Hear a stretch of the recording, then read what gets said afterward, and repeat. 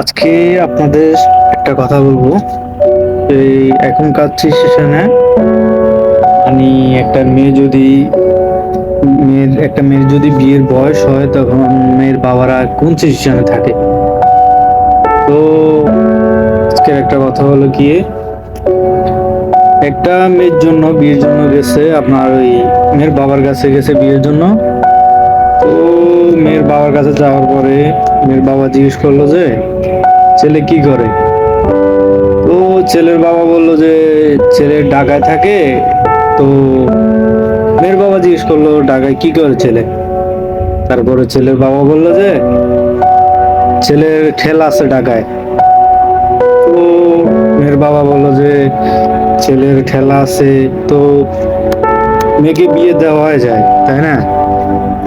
তো তারপরে আপনার মেয়েকে সবকিছু ঠিকঠাক করে কথাবার্তা সবকিছু ঠিক করে তারপরে আপনার মেয়েকে বিয়ে দিছে ওই ছেলের কাছে, বুঝছেন। তারপর হচ্ছে গিয়ে বিয়ের পর এই মেয়ের ভাই আছে একটা ছোট ভাই। তো ওই ছেলের মেয়ের ভাইটা বলতেছে যে সেও দুলাভাইয়ের সাথে মানে বোনের জামার সাথে ঢাকায় যাবে। তো ঢাকায় যাবে বলছে। তো দুলাভাই বাড়িতে গেছে, যাওয়ার পরে শালাকে সাথে করে নিয়ে আসছে ঢাকায়। তো আসার পরে এবার আপনার দেখে যে ছেলে ভ্যান গাড়ি চালায়, বুঝছেন। তো এবার ছেলে কি করছে যে ওই যে যে মেয়ের ভাই আছে না, ওই যে দুলাভাইয়ের সাথে ঢাকায় আসলো। তারপরে বাড়িতে যাওয়ার পরে এবারে আপনার মেয়ের বাবা জিজ্ঞেস করলো আর কি, বললো যে বাবা তুমি যে তোমার দুলাভাইয়ের সাথে ঢাকায় গেছো, তো তুমি কি দেখছো, তোমার দুলাভাইয়ের কি ঠেলা আছে।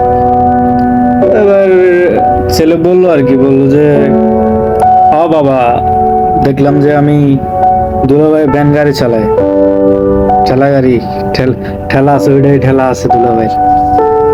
তো এই হলো আজকের কথা। মানে মেয়ের বাবারা কোন সিচুয়েশনে থাকে।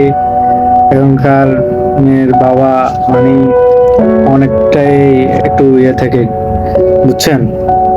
এটাই হচ্ছে আজকের কথা। তো সবকিছু ভেবে চিন্তে একটু কাজ করবেন, সবাইকে বলতেছি আজকের এই কথাটা। তো এটা মাথা রাখবেন যে মানে বেশি চালাকি করতে গিয়ে নিজের গলায় নিজে ফাঁসি দিয়েন না, ঠিক আছে। সবসময় এটা মাথা রাখবেন যে নিজের একটু চালাকির কারণে মেয়ের সংসার অনেকটাই ক্ষতি হতে পারে। তো চালাকি না করে সবকিছু বুঝে চিন্তে কাজ করবেন, ঠিক আছে। ঠিক আছে, তাহলে আল্লাহ হাফেজ। এই ছিল আজকের কথা। সবাই ভালো থাকবেন।